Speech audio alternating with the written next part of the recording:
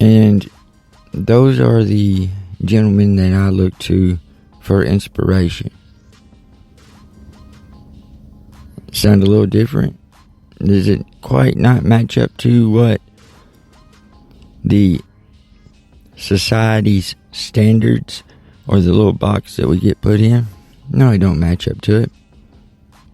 Because if we went off of what they taught or what they teach in school, then I should be a person that is hating those two individuals. Right? I mean, that's what the theory is supposed to say, right? I think that if I'm understanding it correctly, and correct me if I'm wrong, but that is the theory. That's the race theory, right? Please leave comments, anything, messages. I will make sure to put my email in the description. Send me emails. I am open to all discussions. Like I said, I'm open to having these discussions and co-hosting with individuals on these matters, because we have to get to the final points. We have to get to the big picture, one way or the other. And if we're going to get there, we're going to have to talk about race. It's just going to have to be brought up right up front. I'm not going to skip around it. I'm not going to jump around it. I'm not trying to, tippy-toe, because I'm just not going to. Here's the facts of the matter. I grew up in the environment that is more common, I guess I should say, within the black community. So I was the older brother. I had a stepdad that was in and out of our lives. I had a dad that was in and out of jail all the time.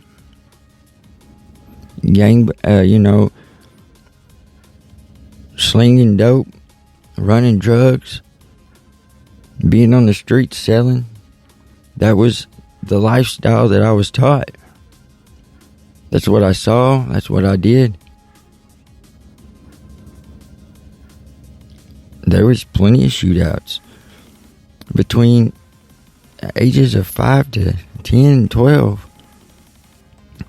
There's been plenty of cars that I've been in that had bullet holes in them by the end of the night, because a deal went bad. So when somebody tells me that I'm racist, and yet I've been right there since day one, right beside my brothers and sisters that have just darker skin color than me, I say boo. I'd say the other word, but we're trying to make sure this podcast doesn't just get restricted on all platforms. But I say boo to it. You ain't gonna lie to me. I know better.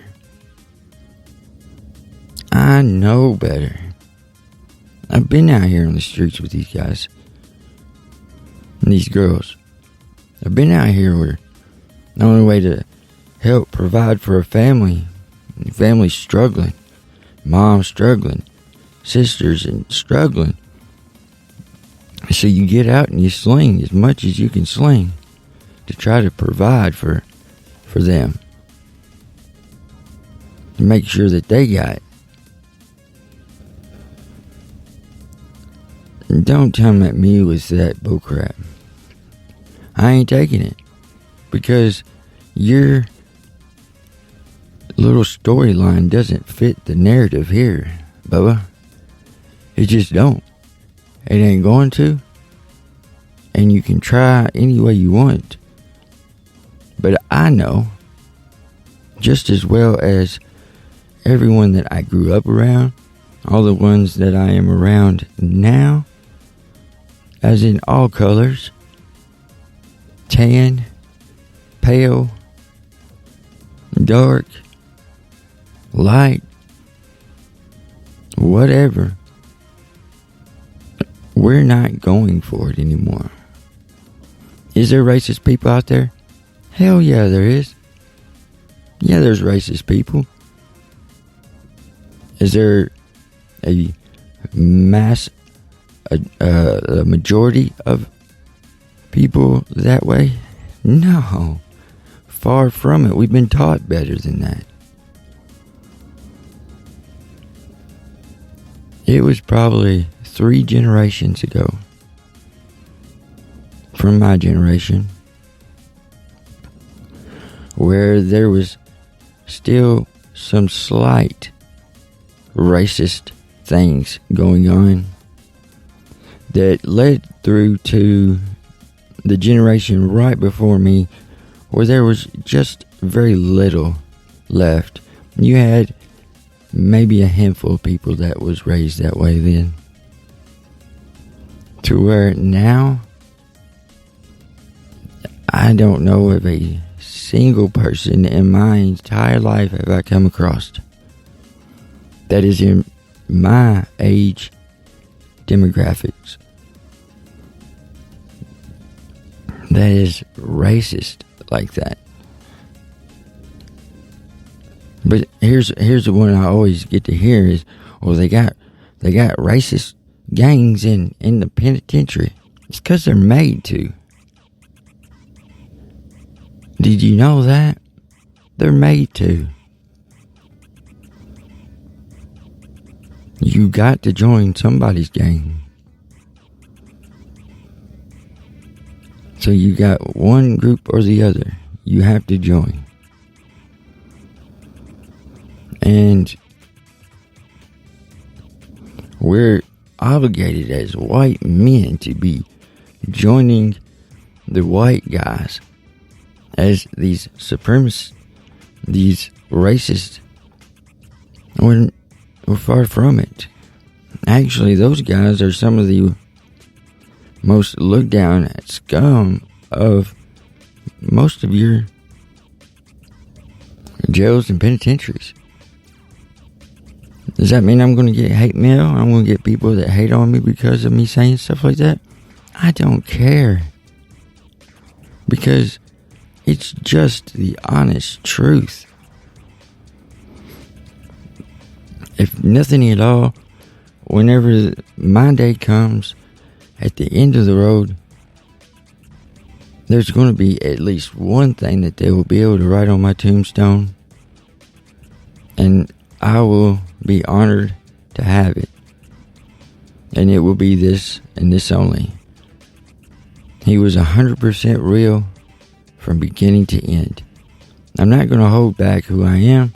I'm not going to hold back what I see. Is my perception off at times? Yes.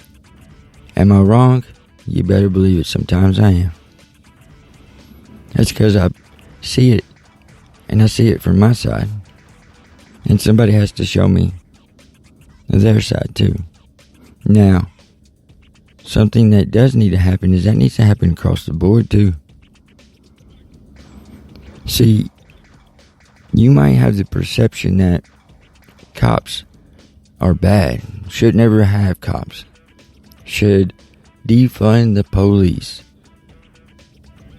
because you grew up in the city where, in the inner city, where you saw family get arrested, you saw a family fight back against the police, you saw just a horrible dynamics in between the two. I saw the same thing. I, for many years, had high disregard against the police departments. Now I don't. Because I've grown and I've seen the lies that I was being told. seeing the lies that are being portrayed, and then ultimately seeing what they're trying to do to us. But that's for later on down the road. I seen it. I saw what it was doing, and I saw it was BS. Do we need to defund the police? No, we don't need to defund the police. Those are supposed to be the only people here to help us. Is there bad ones? Yes. Should we get rid of them? You damn straight we should. Do we need to up the training? Apparently we do. Apparently we need to up the training on the civilian side too. Because here's the deal, man. I was taught by a pretty smart individual, my father, on some things about the game. Okay? Now, this guy wasn't no dummy. We're talking about scholarship, had his way, paid, going to college, and well, boom, here I was. So that never happened. But that was his choice at that party in the hood to hook up with old girl, sleep on that couch in the front room that one night. Hey, it is what it is. 9 months later, here comes a little bee popping on out, saying, "What's up, world? Let's go." No, but I'm just being real. He was real with me. He said the only way I knew how to maybe keep you from this life was to show you how bad it really was. So I saw it. We're talking about smoking crack at 15. Being cracked out at 15 years old. Smoking it, learning how to cook it, break it down. Yeah, that was me.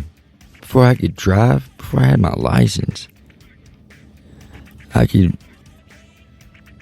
take coke, break it down into crack, make my own crack rocks, and be getting ripped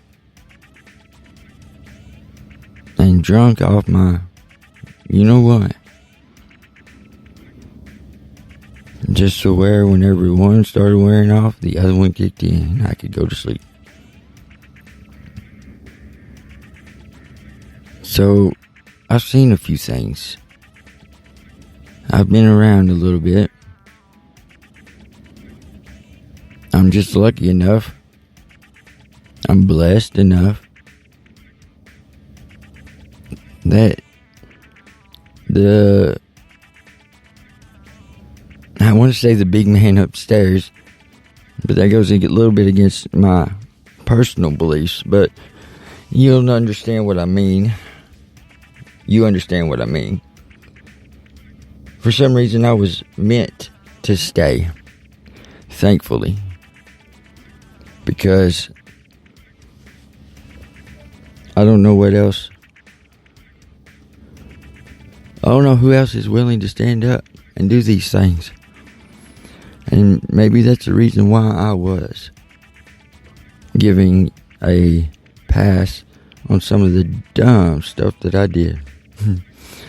Because we can just agree that it was some dumb stuff that I did.